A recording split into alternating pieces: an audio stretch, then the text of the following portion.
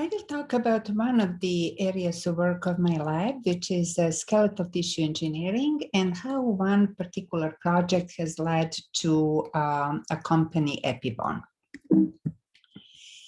It all started literally at the time when I moved to Colombia in 2005, after working on bone tissue engineering for quite a while in my previous lab. Warren Grayson, a super talented postdoc who is now professor at Johns Hopkins, came to the lab with an idea to do something very challenging biologically and engineering wise in the area of bone. So we thought that a plan to replace one of the most complex bones in our body, which is the lower jaw, called temporomandibular joint, would be ambitious enough, because this is a bone that's geometrically very complex, structurally very complex, and one of the most highly loaded bone in our body. So this is the plan that we made. We would start from images that we converted into three-dimensional files to see what is the defect that needs to be repaired. We used these files to make a scaffold that we made out of mineralized bone matrix. And then we used the same files to make the inner chamber of the bioreactor system, which would really be a negative of this scaffold. So scaffold fits into the bioreactor like a glove, hand into a glove. This is very important to have orderly perfusion, which is necessary to grow bone. We infused mesenchymal cells into this structure, and after several weeks of cultivation, we would get a piece of living human bone. So Warren has done some wonderful work. We have published some really nice papers during his time in our lab. But then something interesting happens, which is that someone at New York Times picked up his article in PNAS, and there was a big article in the Sunday edition that actually got us a lot of traction, and most importantly, brought us to offer to get some funding for translation, for really demonstration of the feasibility of this technology in a way that would allow clinical translation. So this was an extremely valuable money. And what we have done was to design a study in a pig model. This is a human scale pig. We have done the exact same thing that I showed you in the previous slide that Warren has done using human cells. So each animal was imaged to make a scaffold, to make a bioreactor chamber, and then each animal would actually donate a very small sample of fat. There was a liposuction that we used to isolate the mesenchymal stromal cells that we needed to form bone. After several weeks of cultivation, we would get a graft, and then a perfectly fine lower jaw in the animal was replaced by this engineered bone. We monitored the outcomes for 6 months, and this was really the first in series of many large animal studies that we have conducted over the years. We have done the study in a way that is really conducive for future translation, which is centralized cultivation of the grafts. So this was happening in our laboratory. Animals were residing in Baton Rouge in the facility of our collaborators, Jeff Gimbel and Mandy Lopez, so that the images and samples of tissue for the cells were traveling to New York, and then living bone grafts and investigators and surgeons were traveling from New York to Baton Rouge. Also, very importantly, we used the techniques of implantation and monitoring that are normally used in patients, again, to facilitate the translational processes. So here is a brief summary of this first study. When we implanted scaffold alone, which was our control group, then much of this initial scaffold was really resorbed by the body, but was not very successfully replaced by the new bone. So you see that this whole big central area is the implant, the graft that was not remodeled. When we implanted engineered bone, then only only a small portion, about maybe 25% or so of the graft was not remodeled. This was still in progress after 6 months. And you can see that actually the remodeled tissue looks really nice, both in histology and also in CT. Very importantly, a soft tissue was also forming. What you see here are blood vessels. We confirmed this by markers both for endothelium and for hemoglobin, so that we actually showed something that's very important for bone, that is that it underwent vascularization that kept it actively metabolizing and remodeling. And then any marker that we tried, I mean, this here is osteopontin, was very nicely distributed the right way in this bone tissue. Some years later, another person from the lab, who was Sarin Ek Bumiratana, he was a graduate student and later postdoc, he managed to make human bone that has also a layer of human cartilage. All this was done using mesenchymal stem cells, so these are human grafts. And very importantly, this tissue not only had this very nice stratification that you like to see in the layer of cartilage, but it also had the mechanical properties, the compressive, the Young modulus that was physiological. It was above 800 kilopascals, and it had very low friction coefficient that was also physiological. So more recently, we now moved this technology of making cartilage bone graft. We brought it to testing in a large animal model. So the model was pretty much the same as before. It was the Yucatan mini pig that's human-sized.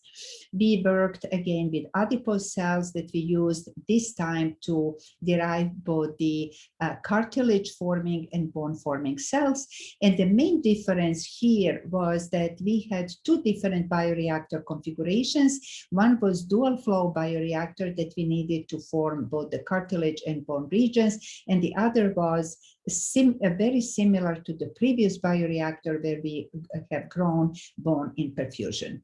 So after the time of cultivation that was now reduced to only 3 weeks, we would replace the native joint with the joint that was lab grown, and then again monitor the progression of healing over 6 months. So here is a little bit more detail. So the first group is this cartilage bone group. You see the schematic of the bioreactor. So what you see here at the left is you have the bone region, which is orderly perfused by bone medium. You have cartilage region that is superfused. So there is a flow over the surface with chondrogenic medium. And what you see here at the right is actually side by side the native joint and the man-made, the tissue engineered joint. As a control, we have also grown bone alone. In this case, you just have perfusion through the graft and the simpler version of the bioreactor. So here are some photos so you can appreciate how, what is the geometry of the graft. So it was sitting between these two plates, very soft silicone-based plates of the bioreactor.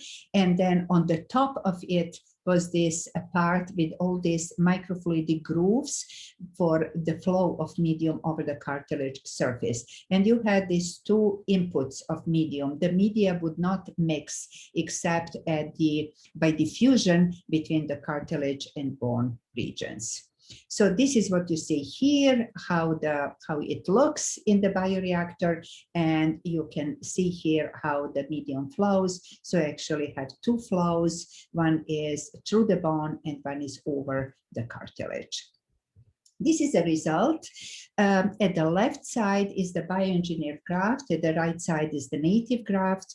It's a low magnification cross-section, and you can appreciate that actually this layered stratified structure of the graft with the cartilage, transition zone, and bone that you see in the native joint is recapitulated to great extent in the bioengineered joint. And even more on this high magnification image where you see stained layers of cartilage, transition zone, and bone, again bioengineered at the left and native at the right. So sometime between these two studies, bone engineering study and cartilage bone engineering studies in pigs, we launched this company that we named EpiBone. Epi to a sort of hint at epigenetics, at something that's very personalized, patient-oriented, and bone for bone, obviously. And the idea was grow your own bone. So make a bone that is completely tailored to the patient and defect being treated. And something I really want to emphasize is the people that you see here, these 4 people with myself at the time when we were starting company, we are all founders. So this is the team of people that comes from lab, plus Sid Isaac, who is our colleague, maxillofacial surgeon. So we had this transition of people developing technology in lab to the company when they continued this work. And you can see here, Nina and Ek are executives in the company. Then we also have Mike Lamprecht, who is another alumni from Columbia, Bob Langer, who has been my mentor for a very long time. So there is really something, this is characteristic also for our other companies, that we very often have this actually flow of people from the lab to the company to run the company. So EpiBone is today pursuing 3 different lines of work. One are these personalized patient-tailored grafts. The other is cartilage repair, large defects of cartilage by these osteochondral plugs. And the third one is a special preparation that also contains cells of injectable cartilage filler. So the company is currently conducting clinical studies that were postponed a little bit during COVID and now are resuming. So let me just show you. Through decades of experience, we have refined the techniques and technologies necessary to unlock the potential of our own cells to help the body heal itself. Using our knowledge of biomimicry, we employ cutting-edge engineering to recreate the natural conditions of the human body through the use of specific nutrients, temperature, growth factors, and physical cues that allow stem cells to differentiate into the required cell type for more targeted and purposeful applications. EpiBone's scientifically rigorous approach to regenerative medicine helps to ensure that our living products become a part of your own body and can mitigate the need for partially effective treatments, multiple surgeries, or the lack of long-term integration. Okay, and let me just conclude with just like a few very brief comments that I think we may want to discuss later if people are interested. I think the secret for me, both for the lab and for companies that we launch together, my students and myself, is really to get the best people we can at both sides and let them do their job, pursue their own ideas. The sequence that I personally like very much is to start from my idea, file IP whenever appropriate, publish the findings, if possible, whenever possible, in what we call big paper that's really foundational for the company, and then launch company. As I mentioned, investigators, students and postdocs become inventors, they become authors, they become co-founders of the company and company leadership. My experience is that it's in many cases very favorable to incubate longer. So basically as long as you need, so you go out when you are ready. Another experience is that funding sources are very important. So your funders should also be partners. We can discuss more about it, but it's usually much more than money itself. I mean, you can get much more from your funders. And then finally, to look back, the team is most important all along, from the discovery to technology development and to founding the company. So thank you again, and I do look forward to our discussion.